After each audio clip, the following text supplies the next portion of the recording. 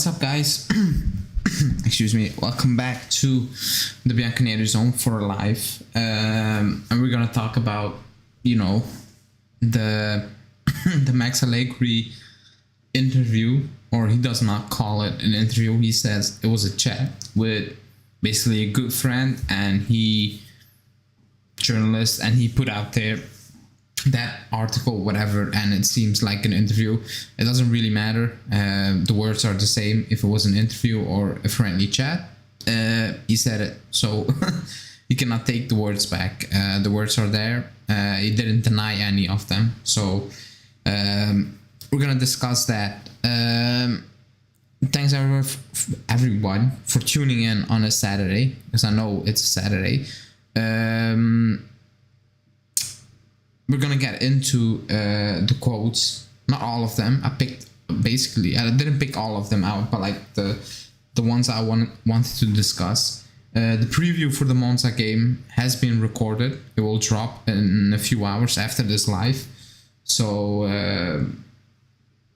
I chose to do the preview not live and pre-recorded. It will drop, and I choose to do this one live because it's more than the preview. And yeah, let's get straight into it, basically. This is bad. That was wrong, excuse me. So this morning, basically,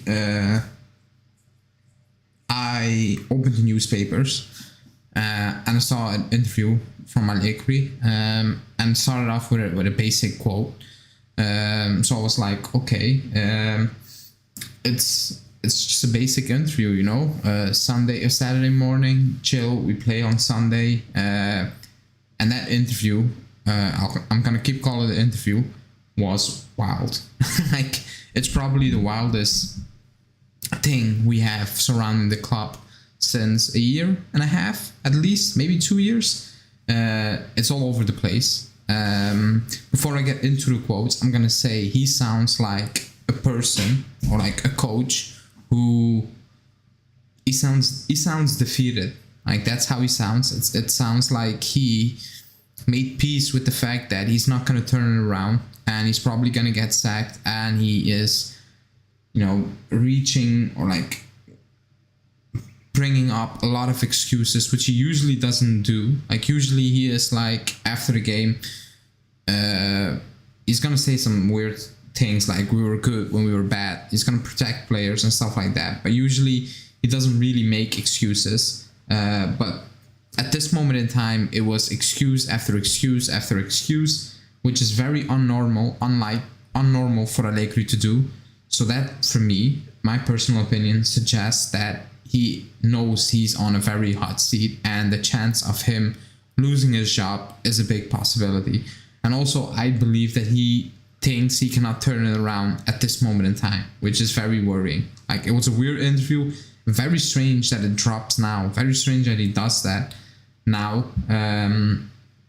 but he did it anyway.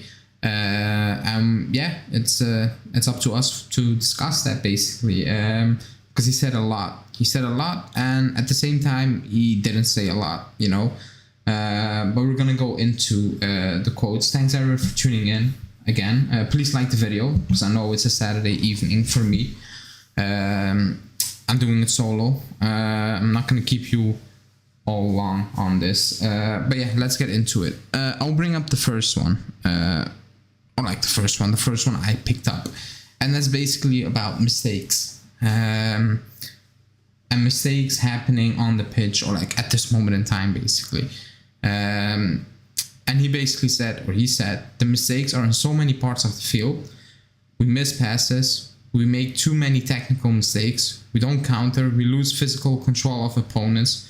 Football today is quality and strength, not just one thing. I mean, it's true. Like, everything he says is true. But it was also true last season. It's not that we started this season in August and it's a new thing. It's like, oh shit, what happened compared to last season? This is new. Like, last season it wasn't this bad, now it's bad. What's the issue? Like, that's not the case. Like, last season was also really bad. It was really bad, and we had the same issues last season. Like we couldn't. That's what we said in previous lives. Like if you don't have a style of play, and if your style of play is counter-attacking football, at least be good at counter-attacking football. Like we're not good at counter-attacking football. So what are we good at? We do misplace a lot of passes. We are getting out physical by our opponents just because we are not, fitness-wise, we're not up there. We are absolutely miles behind some of those teams. Even, I'm going to say 75%, even more, is miles behind the new guys. You can see a clear difference. I can see a clear difference. I don't know if people in the chat can see a clear difference, but I can see a clear difference between a Paredes and a Kostic compared to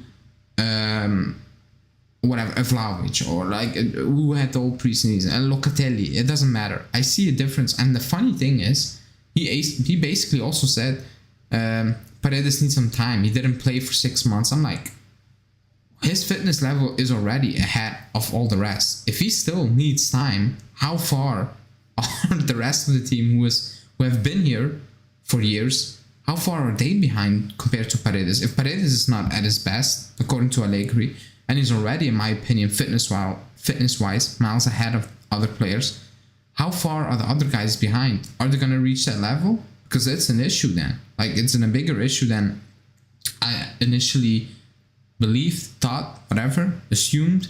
So that's for me an issue. Like, what he says is right, but like it's I'm not gonna sit here and say, oh, you found the problem. Like, it's clear, that's clearly the problem. The issue is you haven't found a solution for it for a good, like, I want to say a year, but like I'm gonna say a year. Basically, I'll give him the first 6 months of last season, but like it's been almost a year now with no solutions, like no improvements, and I'm not sure what the club, or Agnelli in this case, is thinking that what will happen in the next 6 months or whatsoever. Like, I don't know what he's thinking. I don't know what he's seeing, Agnelli, that makes him believe that it's gonna change, it's gonna get better. I don't understand. I struggle to see it, to be honest. But yeah, that's one of the quotes, and it's one of the normal ones. Like the weird ones will come. They will come. Let me see in the comments what you guys are saying. Discussing coaches. I'm not gonna discuss coaches now. I'm not gonna do that. You guys can do that. Aina is saying, I believe tomorrow will be the end of Allegri ball. We'll see. You'll see in my preview. It will drop after this. What I said about tomorrow's game. Excuse me. Fortuyo was saying, I never wanted Allegri in, even when we won. Horrible football. Yeah, I mean, if we were winning games, it wouldn't be that big of an issue. You will still have a lot of people saying this is not good to watch, and I fully understand that. But if you're winning, it's easier to take in my opinion. Just, that's how I see it. Let's go to the next quote, basically. Now it gets wild, in my opinion. He talks about the setup, the way he wants to play, and all those things. So he says, I'm sorry for this situation, and I often wonder if I made mistakes. Juve was thought of in another way, with Rabiot, Paredes, Pogba in midfield, and Locatelli as first sub, Di Maria and Chiesa on the wing, Vlahovic in the middle. We like those who can invent things in the last 30 meters. We have taken Pogba and Di Maria for that. Then he goes on saying, we're using Miretti, who is best suited in that role among those who are available at this moment in time. But he's not Pogba, he's from 2003. When I read that, I was confused like as hell. Not about Rabiot, Paredes, Pogba, because last week I did a live with Julian and he asked me, what do you think Allegri's preferred midfield lineup is? And I said it's going to be Rabiot, Paredes, Pogba. Like, stepping in Allegri's shoes. So I'm not surprised that he said that. I'm not surprised that he chose that 3 midfield. Not at all. What I do have an issue with is that he comes out saying Locatelli is the first sub. So I'm not gonna debate should Locatelli start. Like, if you say Locatelli should start ahead of Rabiot, fine. Like, I'm not gonna debate that. Whatever, it's fine. People know what I think from Locatelli. I think he is being a little bit overhyped. I do like him. I just don't see 40 million euros. I just don't see it. I didn't see it back then. I still don't see it. But like, that's not the issue or the point. The point is that he says he's the first sub, which basically suggests that his mind is made up. He, like, it's pre-set, and if you know what I mean, it's like, if it's 0-0, if it's 1-0, if it's 1-2, Locatelli is the first sub. Like, getting Kostic off when you need a goal to bring in the Sheedio, like, stuff like that. I think it's all pre-set at this moment in time, which is an issue, because he was one of the best I've ever seen in-game managing, making changes during the game in his previous spell. Like, he won us a lot of games by making in-game decisions. He is horrendous like, he's terrible at it now. He's all over the shop. But to come out and say Locatelli's, like, the players will read this. The players will actually read this, and Locatelli will read this, and you will be like, oh, hold on, I'm the first sub. Maybe he's not thinking about, maybe he can accept that he's not in the starting position at this moment in time. But like, to come out and say he's the first sub, like, that's how his mindset is. It's weird. It's weird that he comes out saying this. And again, usually he doesn't do that. Usually after a game, when Keem, like, I'm saying Keem because it happens a lot. Keem plays horrendous. He comes out, he says, Keem played well. Like, it wasn't that bad when we all saw Keem has been piss poor. And now, you know, when the pressure is on, he is basically throwing some players under the bus, or like, he's being very open, which he usually isn't. And he's basically giving you his thoughts, like, completely. That's what he's saying. He's saying that's my starting midfield. Locatelli is the first sub. And we move on.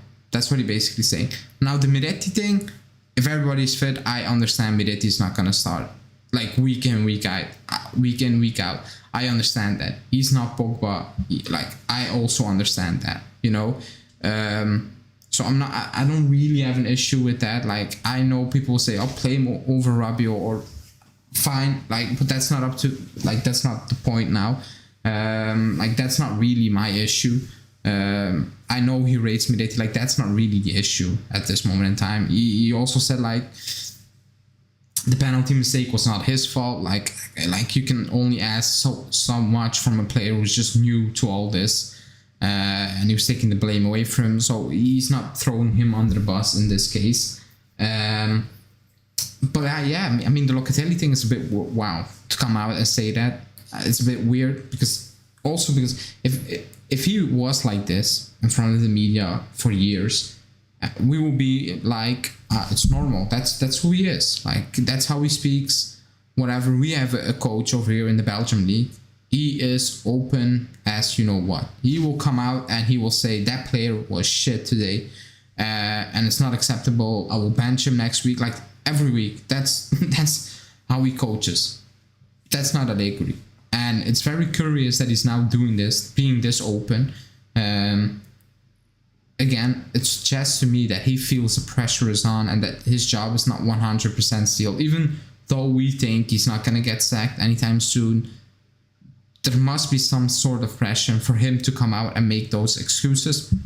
Also, with his friend talking to the media yesterday saying Paredes is not Pirlo and he's not being backed completely, which is total bullshit, because we will talk about what he said about the market. But yeah, it's weird. It's weird. Let me see what you guys are saying in the comments. Also saying, I feel like Allegri doesn't care about how the game is going. He's stubborn and sticks to his picks no matter form. I agree with that. I agree. He's feeling the pressure for sure. I also agree with that. So basically he says that it's not his fault and it's all about the team and that the incomplete squad. We will go into that. We will get into that. And Faraz is saying, yes, he looks stressed for the first time today. He does look stressed. He should be stressed. Like, it is what it is. He knows what the job requires. Let's move on. Let's move on to the next quote. And that's about playing style a little bit. And this got me wind up. Like, this got me really angry. This got me actually pissed. He said quality is always based on the players, not in the mechanisms, so style of play.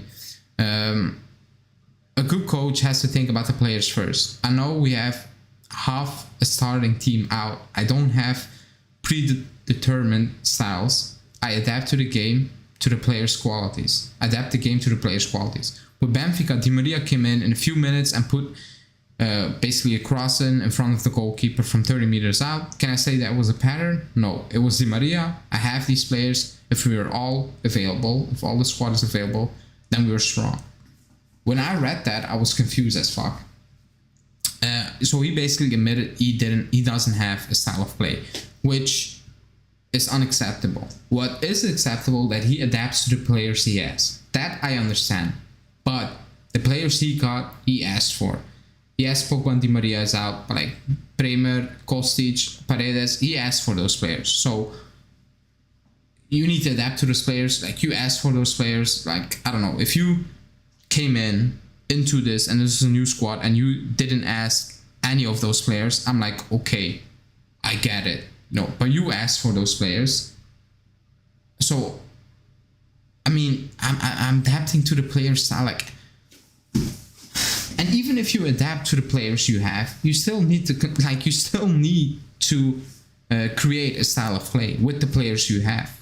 Like, is that a weird thing to say? Is that a weird thing to ask for? Is it just me? That even if you don't have the players to play the style or the brand of football you have in mind, then surely you build a style of play with the players you have. Like, it's been a year when you had control of this squad, basically. Yes, you added Paredes. Yes, you added Kostic. And yes, Bremer is in the back line. I don't think that's a big difference. Bremer, De Ligt, in terms of, it's not that you get out De Ligt, you put in Bremer, you're like, oh my god, the balance of the squad is all over the place. Like, that's not the case.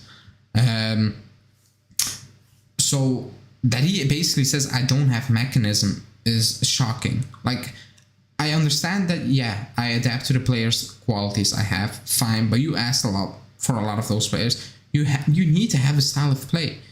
And I had a lot of people saying Ancelotti doesn't have a style of play. He relies on individual brilliance. He does, but he has a style of play. Like, look at the Champions League game. If they sit back, but on the counter, they're deadly. They're absolutely deadly. Like, they have a style of play. It's not, how do you want to say that? It's not beautiful to watch, like, compared to other teams, but like, it's very effective. And I'm not even asking for beautiful football. I'm asking for a system, like something I can recognize, something I can see, okay, this is what we're doing. Maybe it's not amazing to watch, but it's effective. It's effective. I can accept that. But we don't even have that. Like, we don't have a style of play. We're not effective. So that fact that he says, I don't have mechanisms or like style of play, I don't have a fixed style of play, is crazy to me. And then on top, he basically says, I'm relying on individual brilliance. Because that's what he says with the Di Maria thing. He says, is that a pattern of play? No, it was Di Maria. And going back to the first game of the season, when we beat Sassuolo 3-0, I came on, I said, it's a good win, but I'm still worried because it was Di Maria.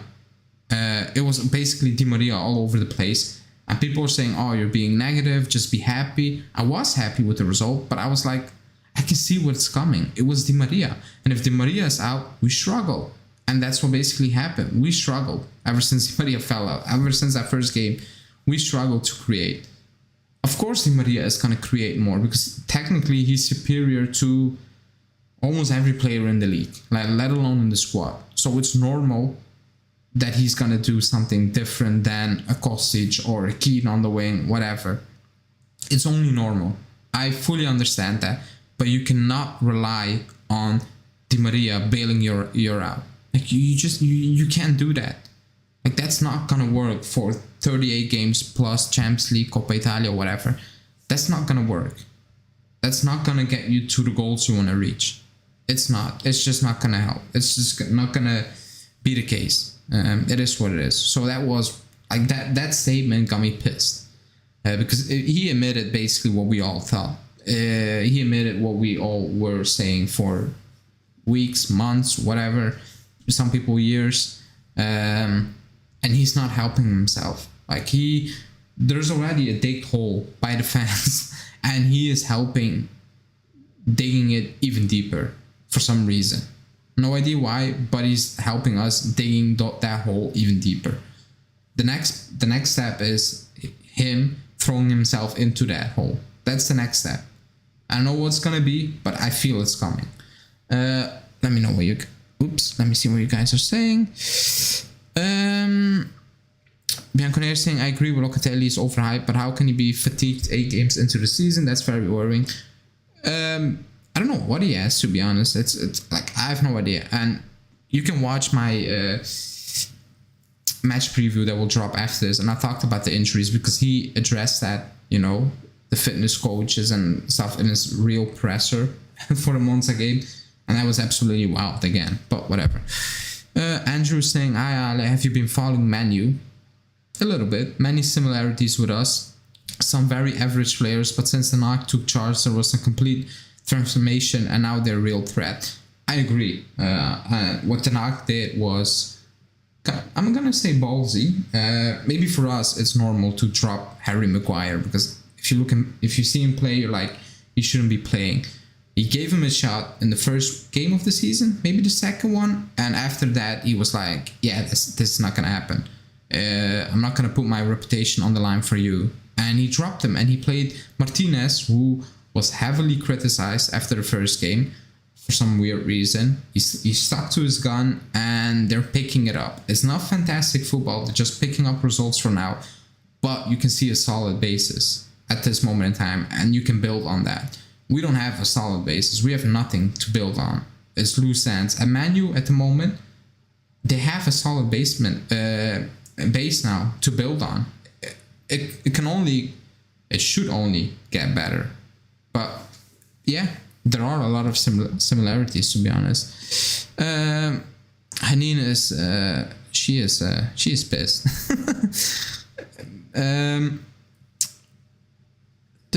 Allegri's press conference has added fuel to the fire. Instead of motivating the players, he's now encouraging them. Allegri is leaving.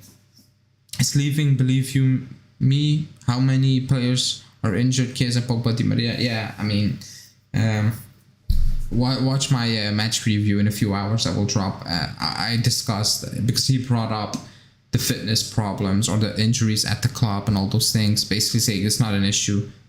Okay, I will say it now. Screw. Like, you can rewatch it later.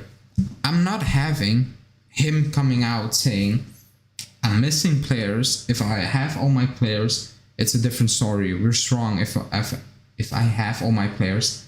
Then turn around and say there's no problem fitness wise. Like, the injuries are normal. Like because he said the data shows we only have one muscle injury more compared to last season, and we played more games now. I'm like, even last season that was a lot. Like, it's even worse. Like, you played less games and you had 10 muscle injuries. Like that. Like, I don't know what your point is or whatever. Like, you cannot sit there and say, oh, I'm missing my players. If my players are available, I'll play good football. Then turn around saying, but we don't have an injury crisis. Like, there's nothing going around. Like, if you say that, I don't care that you say I'm missing players. Like, that doesn't, like, that's discounted as an excuse because you just said you don't have an issue. Like, everything is rosy at the club, injury-wise, fitness-wise, whatever. If you say that, don't turn around and tell us, or like whatever, the media, that, yeah, but the injuries are a problem. Like, you cannot say that the injuries are a problem when you say there's no fitness issue at the club, whatever, protecting the guy you hired, basically. Like, you cannot do that because you will look like a fool. Like, let's be completely honest. So I'm not going to give him that as an excuse. I'm just not. Also, someone from Juventus Boost basically said, keep an eye on the coming weeks. International break. Folletti could be, you know, on his way out, but I don't really believe that. But whatever. Let's move on to this next quote, and that's about self-reflection. Basically, he was asked, or like, not he was asked, like, he was speaking. Basically, he said, "Have I done anything wrong so far? maybe I got the changes wrong, the preparation, the training, so many things. Sometimes it seems like only I see things and then I worry about myself, because maybe I see things wrong and then I question myself about it. Like, that was philosophical. Like, he was basically in his own element. Excuse me, with that last quote. The first one, he said, have I done something wrong? Maybe I got the changes wrong. You got them wrong. Like, we know in games, you're chasing a game, you bring off, you get off Kostic, you bring on Danilo. Midweek against Benfica, you get Milikov, who was probably your best player on that pitch. Everybody was confused. Even up to the point where after the game, Di Maria is basically in front of the camera. He knows the camera is there. He's basically saying, why the hell did he, stop you off? And Milik was like, I have no idea. I think nobody had an idea. So yes, he got substitutions wrong. A lot of them, to be honest. The preparation is also wrong because the players are not fit. I think that's fair to say at this point. Training, I'm going to say yes, because we don't see anything on the pitch. Nothing. We don't see something repetitive where you're like, we saw that against Benfica, and tomorrow we're like, okay, that's interesting. We saw that against Benfica. Is this the way we're going? It's not. We know what's going to happen tomorrow. It's going to be all over the place once again. That's the moment we are in. With the final quote, sometimes I see things that basically he only sees, probably, because his decisions get questions a lot. So I'm gonna probably say yes. He's the only one seeing certain things at this moment in time. He's seeing weird things, if you're being completely honest. Going back to the substitutions he make, or like team selections at time, putting your trust in Keane too many times already this season when you know he's not going to deliver. Same for McKennie, all those players. Like, it is what it is. It is what it is. Okay, let's move on. The market. That's a good point, because he spoke, like, there was a lot of debate basically saying the players that were brought in this season, were they Allegri's players? Did he ask for those players coming in? Does he have some more control at the club? Because that was the talk of the town when he signed that 4-year deal when he came back, and he basically said yes. He said, I'm happy with the market. I liked it, but the players on the field are not there. Try to take away 5 starters from Inter Milan, then see if they struggle. He also said, I love the quality of my players. I sought them out and I wanted them. So that's already, cleared up. These are his players. He asked for those players. So we got that out of the way. Then he said, take away 5 starters. I don't know which 5 starters we're missing at this moment in time. It's Pogba, Di Maria, and Chiesa.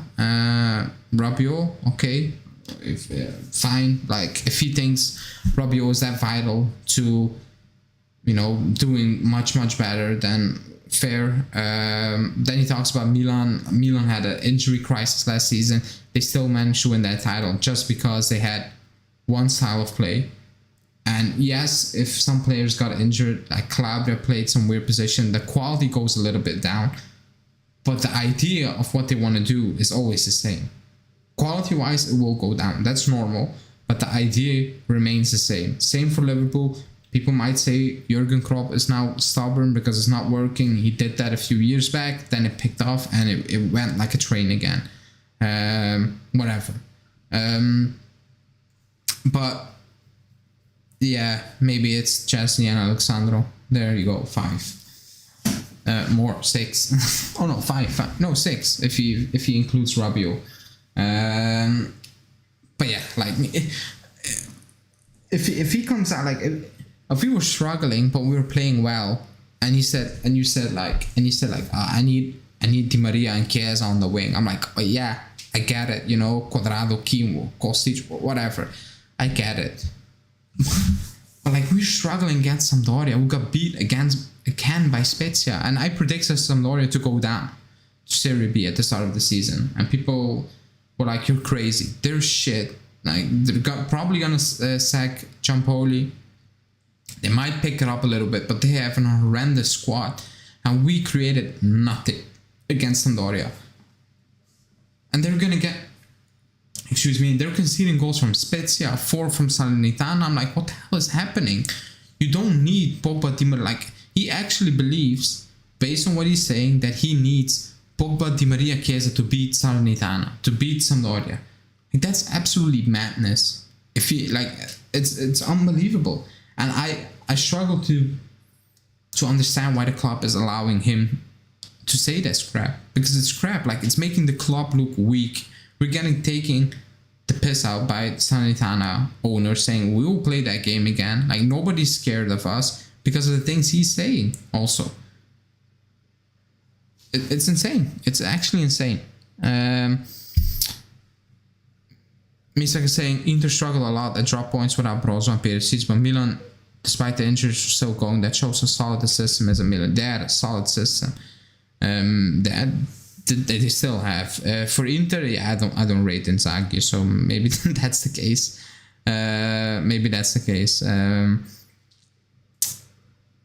Let me see. Hasa saying Juve must go for De Zerbi. Fits the description of Juve coaches, Italian. Yeah, that's the description. Besides his stacking play and trusting young players, his name is similar to Zebra, which is Juve's mascot. You're.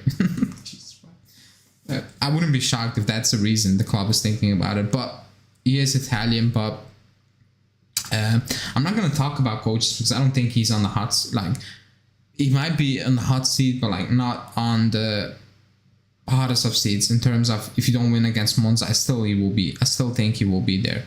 So I don't really want to talk. I will talk about coaches when the time is there. Like, I just want to win at this point. Like, the club should not base sacking a coach on a bad result against Monza. That shouldn't be the case. Even if you win against Monza and you shithouse your way to win, the club should still be sitting there and be like, there's no improvement whatsoever. Like, this will fall down at some point. We need to do something. You don't need a bad result against Monza if you're a serious club. If you're a big club, like, let's be honest. Let me see. We move on to the next quote. And that's about injuries. I brought it up a little bit. And he said, we will be able to count on Chiesa and Pogba in January. Then we will see what we can ask for right away. I miss Rabiot a lot today. A lot of people put him up for debate, but Rabiot does 13 to 14 good things per game. Now, the first part is Chiesa and Pogba will improve us. I'm not going to debate that. But let me know in the chat, are the club and Allegri basing the season hopes on Chiesa coming back from a terrible injury, not playing football for a year, coming straight into that team, picking it up where he left? I mean, not where he left, because it was terrible when he left. It wasn't good, but like picking it up and carry this team. Is that what Allegri and the club is banking their hopes on? Because if that's the case, oh boy, like that's not gonna happen. Chiesa's not gonna walk into that team first game in January against Bologna. I'm saying something. He's coming in, carrying that team, assist, goal. Like, that's not gonna happen.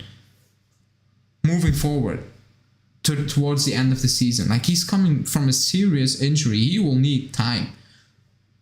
In terms of match fitness, that's one.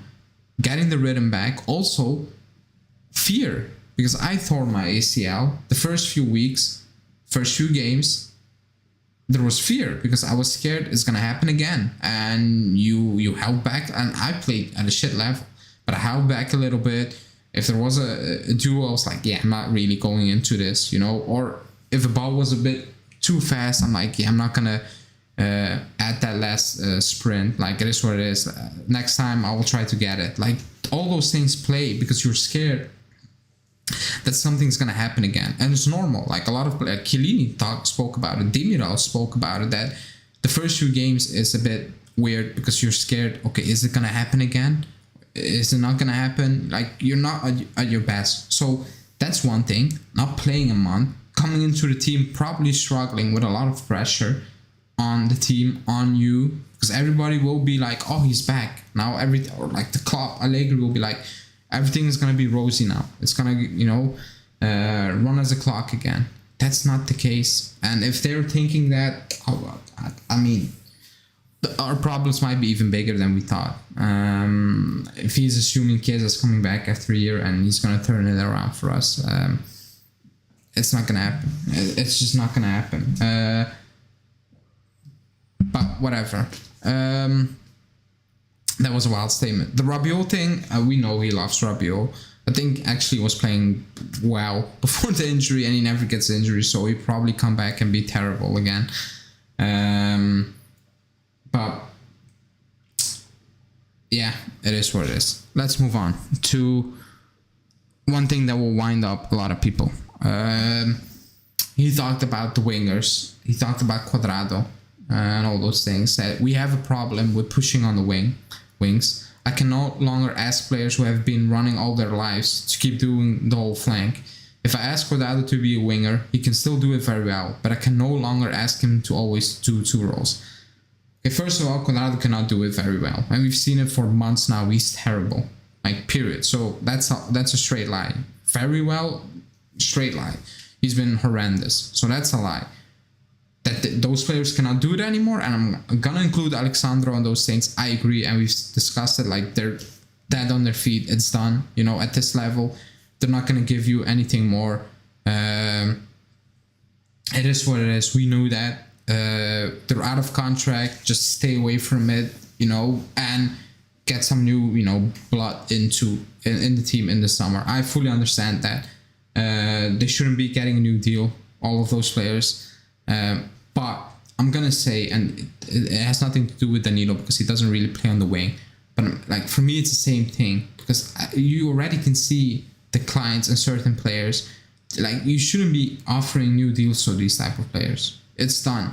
Look what happened. What's happening to Alexandre? What happened and what's happening to Cuadrado? That should be not a model. Like, that should be an example for future reference, for future new deals. Because Cuadrado is done.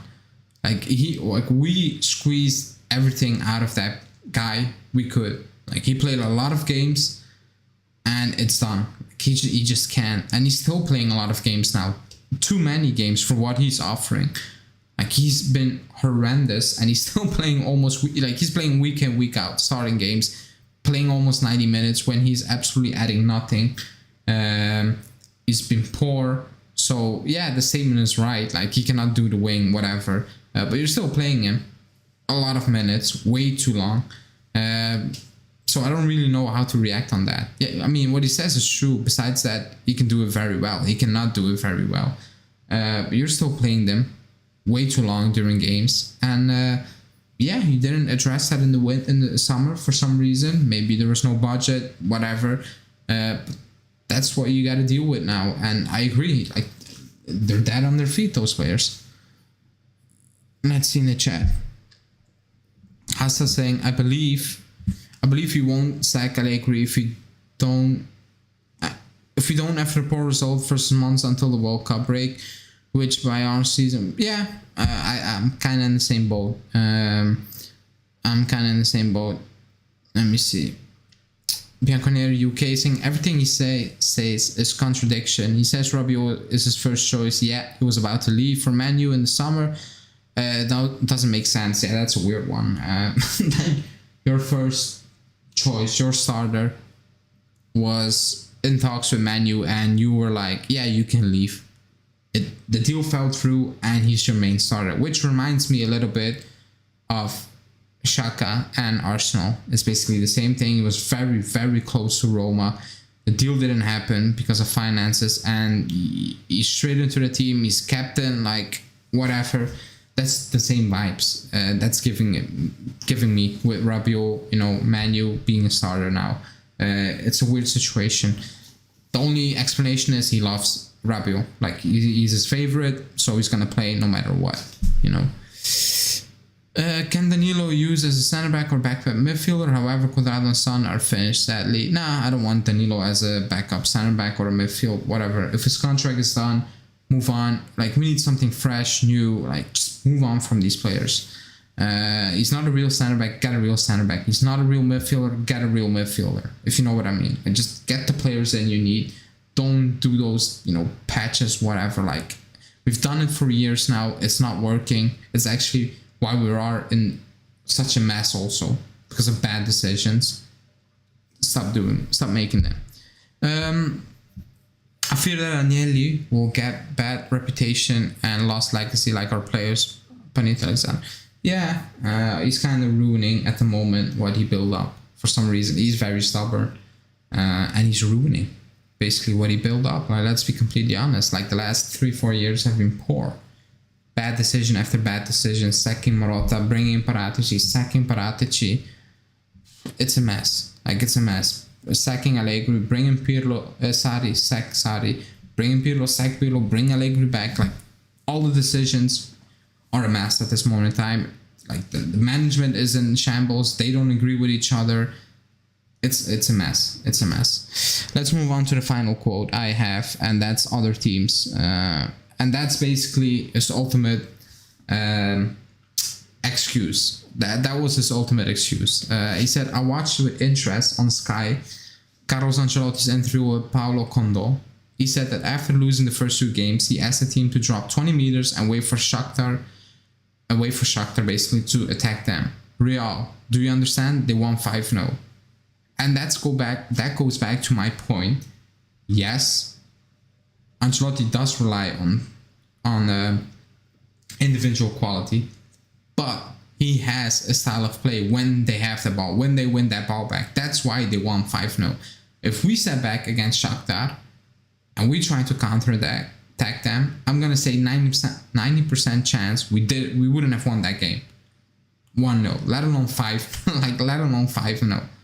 And I know they have more quality, so let alone 3-0, 2-0. Like, because they have a style of play. Their style of play is conceding pressure, soaking up a little bit pressure, and hit teams on the break if they can, win the ball back, and it goes quick. When they win the ball back, a lot of the times it's really quick. So they do have a style of play. Then he says PSG were losing 1-0 against Haifa. Then Messi, Mbappe, and Neymar scored not 3 nobodies. Quality is always in the players, not in the systems. A good coach has to think about the players first. Fine, you need to think about the players first, but he's not doing that. Let's be honest. He played McKennie on the wing, Rabiot on the wing, so not sure what he's talking about here, because he played so many players out of position. So he's not really thinking about the players. Like, or am I mistaken? If you play Rabiot and McKennie on the wing, McKennie as a 9, whatever, last season against Empoli, you're not thinking about the players. You're just messing about, basically. And he's basically saying you need those 3 to come back from a 1-0 deficit to Haifa, whatever, or against Salernitana, whatever. Yes, quality is gonna help, but if you have a style of play, maybe you will not be 2-0 down against Salernitana. You wouldn't be struggling to break down Sampdoria, whatever. Just saying something. So I think that was his ultimate excuse. That topped it off. That was a cherry on a very bad cake. That was weird, but that's who he is. And I don't hate Allegri. I still like Allegri. He's one of the best managers in our history, which sounds ridiculous now. But looking back at what he has won, we cannot take that away. It's just that it's done now. That's the feeling. It's done. It's not gonna work anymore. And he's tarnishing his legacy because he won a lot of stuff, and that you can never, take away. It's gonna be there forever. He had a very good stretch with the club, but the second part is looking horrendous, and I fear a lot of people are just gonna remember that in the future and not gonna remember the first part of Allegri's tenure, which was great, which were fantastic years, were the years we are basically praying to come back. That's what it is. But at the moment, it's all falling down, and he's not helping himself. He's not, with all these quotes, doing these interviews, whatever. He's not helping himself. Let me see. Oops. He has quality at times, and he was confident. Yeah, Let me see. Capello, Lippi, and Allegri are similar. Compact gameplay, not too fancy for watching. I'm like, I cannot recall Lippi ball. Like I was way too young. The only Lippi game I can fully remember is the Champions League final against Milan. That's the only game. Like I was too young, so I can't recall full 90 minutes of Lippi ball. I'm not gonna include the World Cup, although that makes sense what you're saying with the World Cup a little bit. But like I was a bit too young. Capello, same thing. But like they have, compared to the squad Allegri has now, they have like the best squads in the world. Like they had the best squads in the world at that moment in time. It was. That game was horrible. The final was, it was a boring game. Like it was 0-0 written all over the place, and that's what it was basically up to the penalties. It was a bad game of football. I do remember that, which is terrible because it was Champions League final, we lost, and of course I remember that as a first game. Whatever. What if Allegri didn't get sacked after sending us 2 times in Champions League final? I don't really understand the question, to be honest. What if Allegri didn't get sacked after I'm not sure what you're trying to say. I'm sorry. But yeah, I have no idea what the club is waiting for, because I think we're out of the Champions League. I don't see us winning all of our games. Basically, that's what we need to do. I think it's done. I think we will end up in the Europa League. So I'm not sure what the club is waiting for. It's 4 points now off the top to Napoli, but I've said in 3 games time, it could be 7, 8. Excuse me. It could go really quickly. Like, don't be shocked if on match day 8, 9, we're 7 points out of top. Like, don't be shocked. Like, that's how quickly it can go. So I'm not really sure what the club is thinking at this moment in time, because I think the Champions League is done. Like, we're not going to make it out of the group. I don't see us winning against Haifa, home and away, and away to Benfica. I have no idea how we're going to win away to Benfica. So I think it's done. I think we're out of that group. I think we're going into the Europa League. So I'm not really sure what the club is going for, like what the strategy is, because they're going to lose a lot of money for dropping into the Europa League. They are.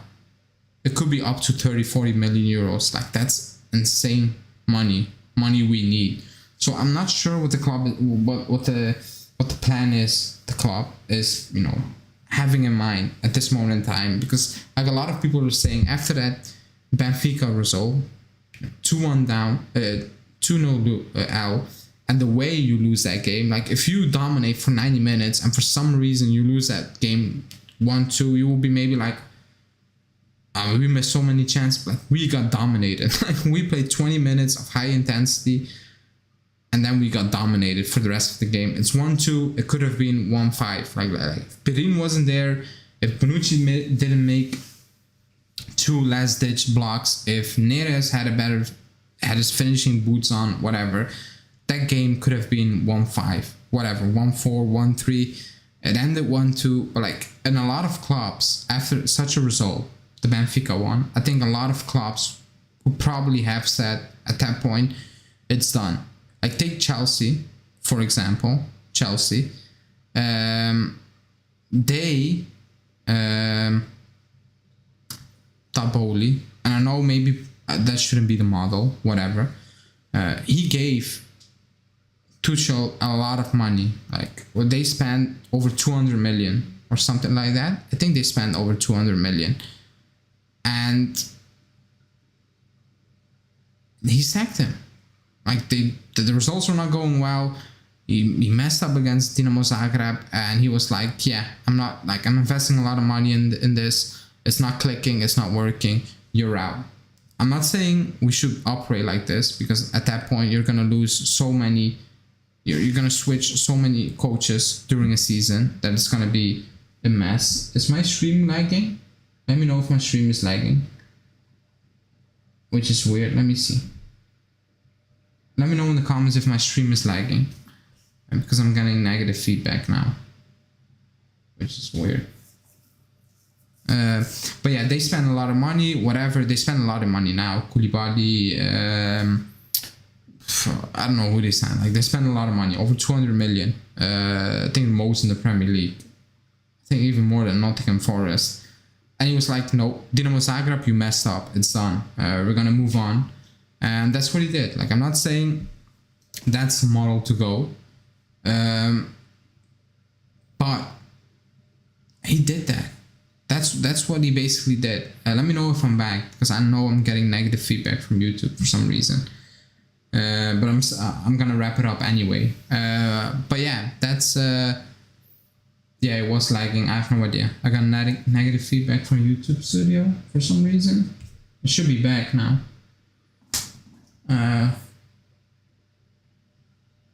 Yeah, I'm not sure what happened there. But yeah, like a lot of club owners would have probably sacked Allegri after that Benfica result, combined with the results in Syria and the fact that we're not playing well. Basically, that's what it is.